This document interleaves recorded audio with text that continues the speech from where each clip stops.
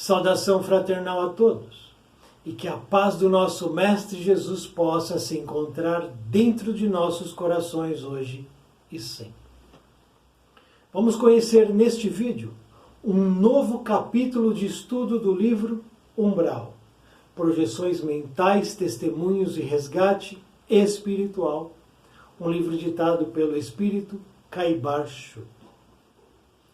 O novo capítulo que iremos iniciar os estudos se chama Relatos de Vagantes na Crosta Terrestre. Teremos dentro deste capítulo 3 relatos importantes para a reflexão e meditação. Sendo assim, o primeiro relato que vamos conhecer é o relato do espírito O Caçador Êndrio.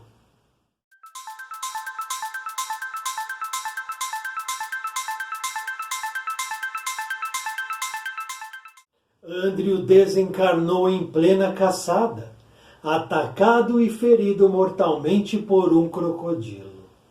Ele nem conseguiu vivenciar o seu desenlace, pois este foi abrupto e violento.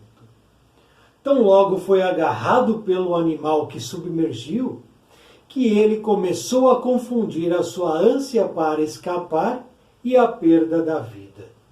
Em determinado momento, parte de seu corpo emergiu, chocando os outros caçadores, enquanto outra parcela se encontrava em processo de mastigação pelo seu algoz. Êndrio, sem nitidez em seus sentidos, pairava na tona d'água esperando ser resgatado pelos companheiros, que, no entanto, já tinham partido levando seus restos mortais. Seja por ingenuidade, quiçá por ignorância, ele continuou por ali, como se estivesse caçando. Percorro o pântano para capturar presas especiais, as quais venderei por altos preços e ficarei muito rico. Ali está um crocodilo grande e exposto, nem acredito. Vou abatê-lo e viver de renda, disse Êndrio, seguido de risos nervosos. Aventurou-se então e nada. Estou desalinhado, preciso preparar-me melhor, afirmou ele. E voltou a atacar o animal. E nada. Olhando então para suas mãos, reparou que estavam esbranquiçadas em demasia. E pensou, nossa, estou precisando comer mais carne. Retornou ao crocodilo e nada. Irritado, observou detalhadamente o seu corpo e constatou estar ele mais embranquecido que o normal. O que há comigo? Questionou-se. De repente, naquele lugar singular, repleto de répteis, ambientando um lugar úmido e calorento, ouviu-se a voz da razão. Meu filho, estou aqui para resgatá-lo. Venha comigo. Aquele intrépido caçador arrepiou-se, embora tenha preenchido seu coração de ódio, pensando, quem quer enganar-me? Era sua mãe, que nem conseguiu explicar-se. Ele, desencarnado, jogou-se na água para lutar e dominar o crocodilo, vislumbrando-se uma cena pavorosa, pois o animal ficou desesperado pelo assédio espiritual e fugiu para o fundo, enquanto o caçador parecia afogar-se sozinho, sem nada a alcançar. Voltando à superfície, indagou-se. O que há comigo? Parece que vi minha mãe morta há tempos, enquanto não consigo matar um simples crocodilo. As súplicas não tiveram respostas imediatas, pois a justiça divina não funciona conforme o singelo querer dos espíritos. Seria necessário um período para sua compreensão de que estava desencarnado, para após merecer um novo contato de sua mãe querida, sempre pronta ao seu resgate. Este foi, portanto, o relato do espírito Andrew. Vejamos agora as anotações de Caibar Schutte, o espírito, sobre este personagem. Andrew, desencarnado, viu-se em situação similar à qual quando vivo estava. Resolveu abater um crocodilo e nessa empreitada terminou morto. O desencarne, quando ocorre de modo violento e inesperado, pode gerar a incompreensão do novo estado espiritual. O caçador apagou todo o bom senso de sua mente, pois não vislumbrou a presença de sua mãe, tentando resgatá-lo. Tampouco notou estar fora da vida material. Sofreu um certo período na crosta, até que pudesse conhecer e aceitar a sua nova condição, para dali partir a outras paragens.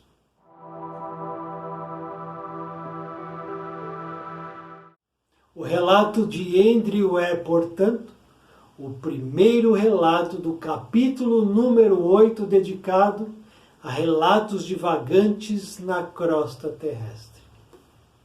Ou seja, relatos de espíritos que, após desencarnarem, permaneceram junto aos reencarnados aqui na crosta, onde estamos nesse exato momento.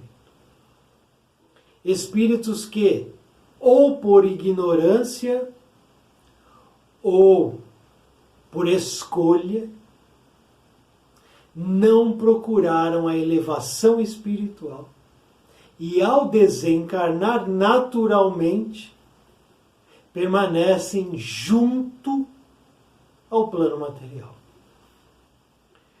E a cota de espíritos nessa condição é na cota dos milhões de espíritos. Existem milhões de espíritos que desencarnam anualmente e não ascendem a uma cidade espiritual, não são resgatados para hospitais e pronto-socorros espirituais e também acabam não despertando em regiões umbralinas. Ficam retidos na crosta, permanecem na crosta. E essa é uma realidade absolutamente lamentável. Porque são invariavelmente espíritos que nunca buscaram a elevação espiritual. Nunca buscaram o alimento espiritual. Nunca buscaram o entendimento e o aprendizado das questões do espírito. Sempre viveram na matéria, da matéria e para a matéria. E é óbvio, é da lei, que seremos sempre atraídos pelo que cultivamos. Se eu cultivo o apelo à matéria, estarei atrelado à matéria, querendo ou não. Por isso que esses espíritos não são resgatados automaticamente.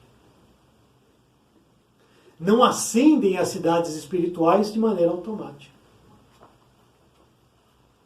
O próprio espírito, Caibar Schutte, nos explica isso. Súplicas não têm respostas imediatas, pois a justiça divina não funciona conforme o singelo querer dos espíritos. Não basta o querer. Precisa haver o mérito, a construção, a dedicação, o trabalho no bem maior. Se eu desejo, ao desencarnar, ser resgatado, acolhido, amparado, ajudado, eu preciso fazer a mão contrária. Eu preciso ajudar, acolher, apoiar, trabalhar, servir ao outro, ser útil ao meu próximo. Porque assim eu estarei amealhando na minha contabilidade espiritual méritos, créditos que serão úteis quando do meu desenlace. É da lei também o merecimento. Merecimento que o caçador, ou melhor, ex-caçador Andrew, não teve nenhum merecimento. Porque a mãe desse espírito esteve lá para resgatá-lo no momento de sua morte violentíssima. Temos aqui uma morte terrível do corpo físico. O corpo desse personagem foi rasgado, destroçado, partido ao meio.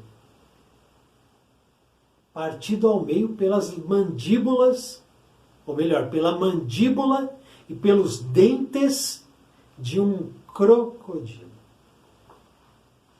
Então a caça caçou o caçador. Olha que interessante. Foi o dia da caça. E o caçador aqui desencarna de maneira trágica. Mas nem se dá conta que desencarnou. Porque tudo é tão rápido. É questão de segundo. Ele é vencido pelo crocodilo. Ele é arrastado para o fundo do pântano. E dali ele não retorna mais ao plano físico. Mas na mente desse espírito, para ele foi apenas um momento ali de um susto, já que ele estava depois aguardando os companheiros de caçada tirar ele da água, resgatar ele. Houve então uma perturbação mental. Em questão de segundos, Andrew, o ex-caçador, deixa o plano físico e permanece apenas no plano espiritual. Lembrando, nós estamos no plano espiritual ao mesmo tempo que estamos no plano físico. Nós não estamos apenas no plano material. Cuidado com isso. Nós vivemos ao mesmo tempo em duas dimensões. Estamos atuando nas duas dimensões. E quando eu deixo o envoltório material, eu passo a agir no plano espiritual. Se eu tiver alguma atividade ligado a alguém no plano físico, eu estarei então agindo novamente nas duas dimensões. Então, cuidado para não cair na mesma armadilha que Andrew caiu. De achar que, claro, vivo só aqui na matéria e acabou. Temos aqui a questão. Não acabou e não irá acabar. A mãe vai buscá-lo, mas ele nunca teve mérito para ser resgatado. Entende que a mãe esteve ali, mas com ele mesmo ele pensa: quem quer enganar-me? Ele acha que teve uma visão da sua mente, uma criação, na verdade, da sua mente. Que viu a mãe morta, vi minha mãe morta. A mãe não está morta, a mãe está viva. Como ele continuou vivo, apenas separado do corpo. Mas a sua perturbação é completa. Completa. Porque na cabeça dele, desse espírito, ex-caçador Andrew, sempre valeu o aqui e o agora, o ganhar, o matar, o assassinar.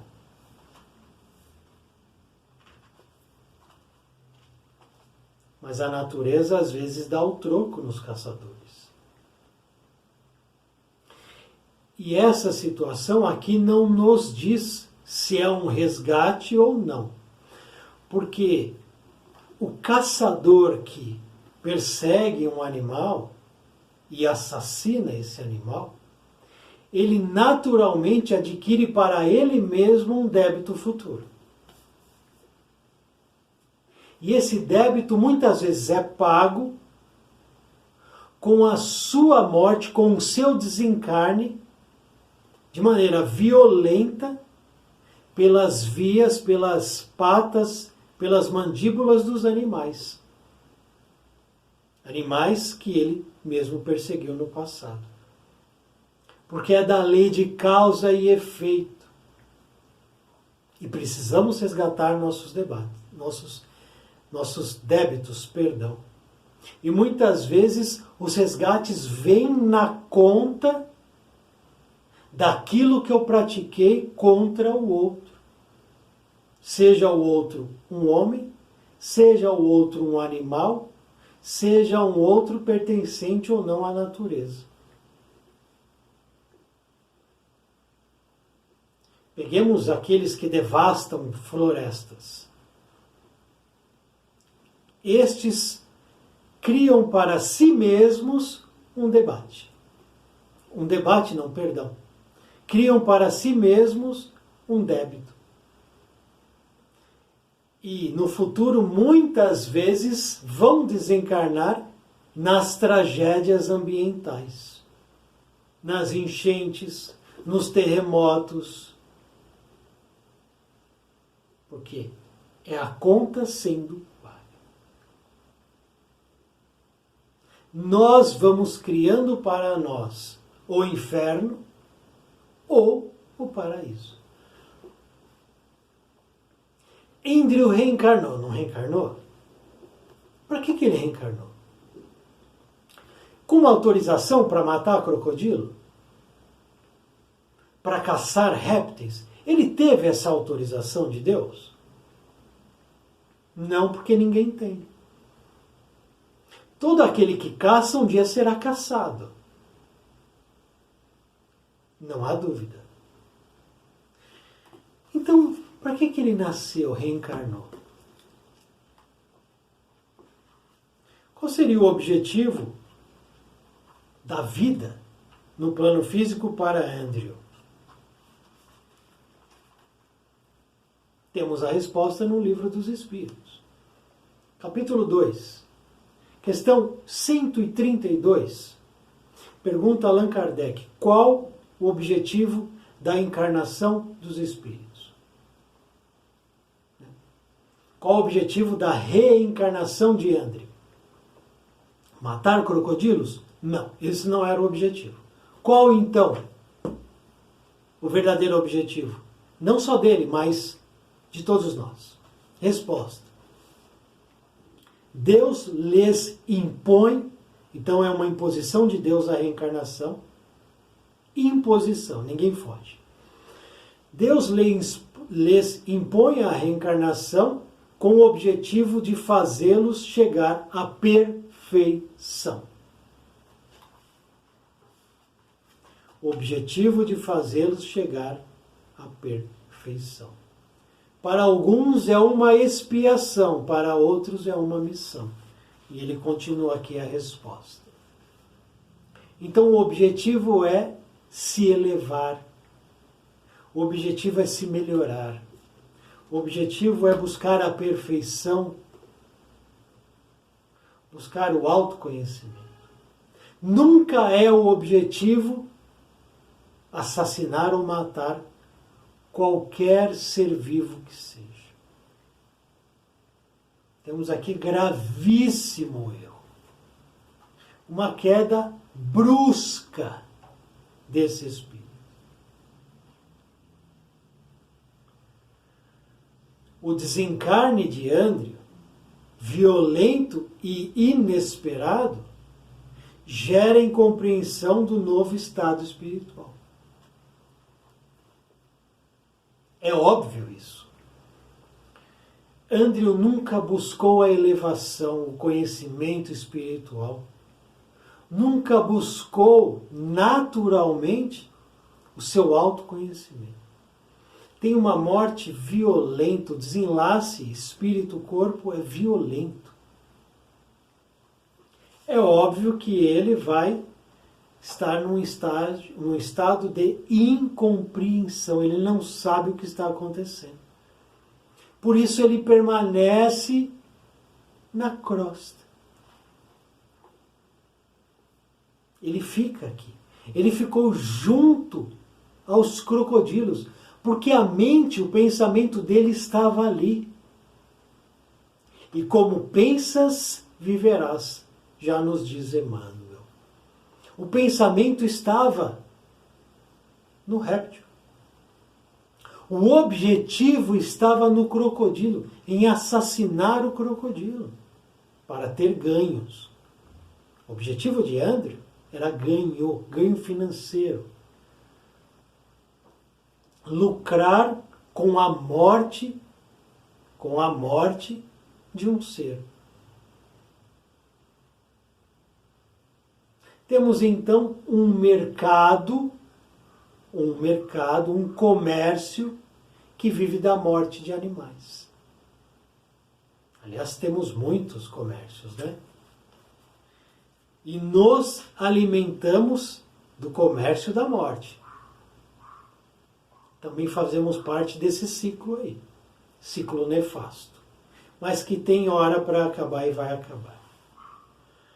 O caçador, nos diz Caibar Schutter, apagou todo o bom senso da mente, pois não vislumbrou a presença da mãe, tentando resgatá-lo, tampouco notou estar fora da vida material.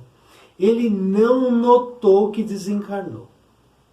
E eu me lembro de uma história de um homem que havia saído de sua residência para ir à farmácia comprar um certo medicamento. Então, próximo à farmácia, ele para numa avenida aguardando o farol fechar para os veículos para ele atravessar. Só que, nesse momento de espera, ele tem um ataque cardíaco fulminante e desencarna. Assim, sem nenhuma possibilidade de reverter a situação. Desencarnou. Mas esse homem era tão materialista que ele não percebeu o desencarne. Não percebeu nada diferente. E ele começou a entrar num estado de perturbação mental. Perturbação. E passou-se um bom tempo nesse estado de perturbação. Em determinado momento, esse homem homem já não, né? Homem espírito, não mais matéria. Esse espírito retorna ao mesmo local do desencarne e vai até a farmácia que ele desejava ir antes do desencarne. Vai, faz o pedido, mas não é atendido. Fica irado. Retorna à sua residência. Nota a residência um pouco diferente. As pessoas um pouco diferentes. Mas ele retoma a sua rotina, senta no sofá. Tenta estabelecer uma conversação com quem ali reside, não consegue. Fica mais irado ainda. Senta à mesa para o momento da alimentação. Ninguém conversa com ele. Ele então levanta, completamente ensandecido, começa a gritar com todo mundo. Até que um outro espírito diz assim para ele: amigo, olha ali, a data no calendário. E ele olha a data no calendário e toma um choque. Porque do momento em que ele saiu para ir à farmácia e desencarna, até aquele momento do observar o calendário, haviam se passado anos. Muitos anos se passaram. E ele permaneceu anos em perturbação. Perturbação mental. Até que ele é, então, conscientizado da situação e acolhido. Mesma coisa acontece aqui. Se perturba, se perde. Continua a repetir a mesma rotina. Isso acontece muito. E pode estar acontecendo aí na sua casa. Se algum parente desencarnou recentemente e ele não tem conhecimento das questões espirituais, ele pode sim retornar ao lar antigo, à rotina antiga. Porque a cabeça, a mente, o pensamento está ali. E ele só conhece isso. É natural o retorno ao que ele está acostumado. Por isso que ele continua a tentar matar crocodilos. E ele passa um tempo, né? Sofreu um certo período na crosta. Então ele sofreu um certo período. Não estamos falando aqui de algumas horas. Certo período. Até que pudesse conhecer e aceitar, conhece para aceitar. Vê que há um processo. Nada é de maneira forçosa. Não há um impositivo de força que desce do mais alto. Então ele precisou conhecer o seu estado de desencarnado para depois aceitar sua nova condição. Aí sim, partir dali para outras paragens. Então eu posso antecipar essa questão do conhecimento para não cair nesta armadilha. Para não cair no mesmo erro do ex-caçador André. Conhecendo as questões espirituais, eu evito que eu sofra o que ele sofreu.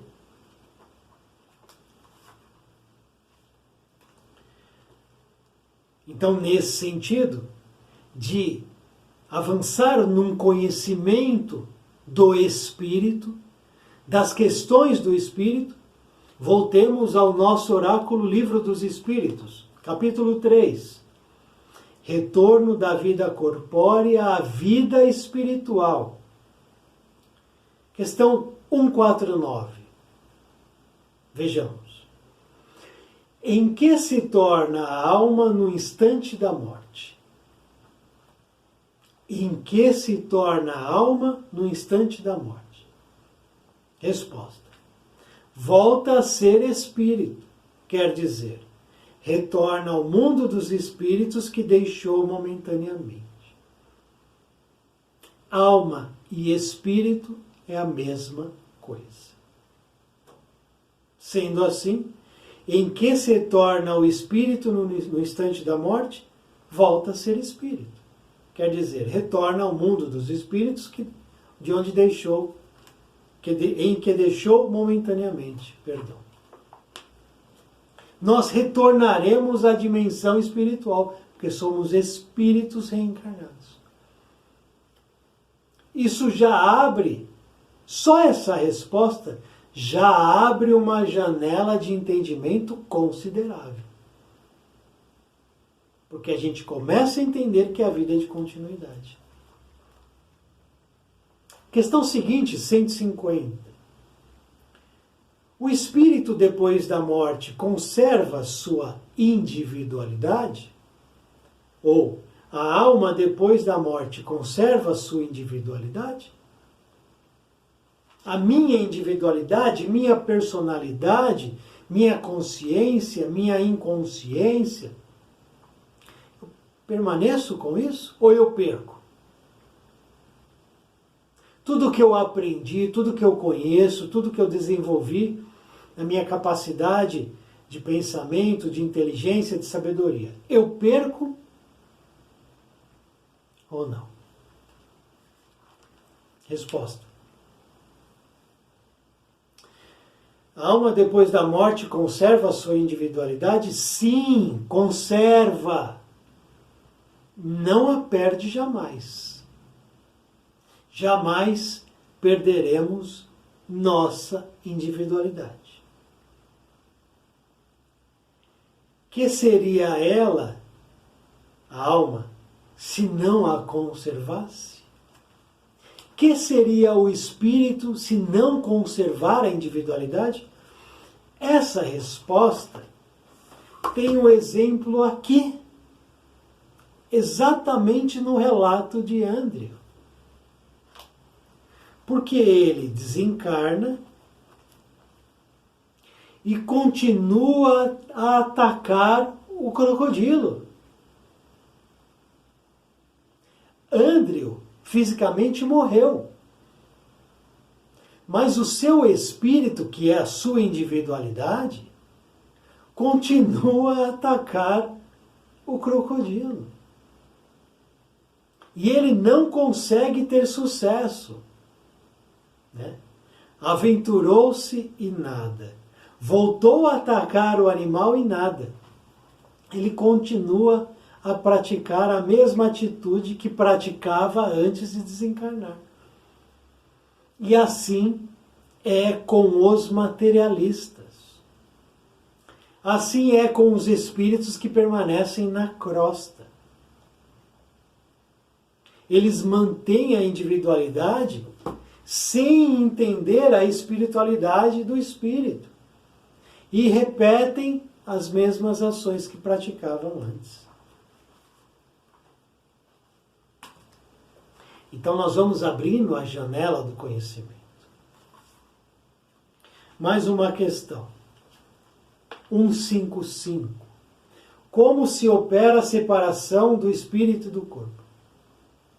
Houve uma separação, né? No caso de Ândrio, o crocodilo pega o caçador, arrasta ele para debaixo d'água e destroça literalmente o corpo, parte ao meio.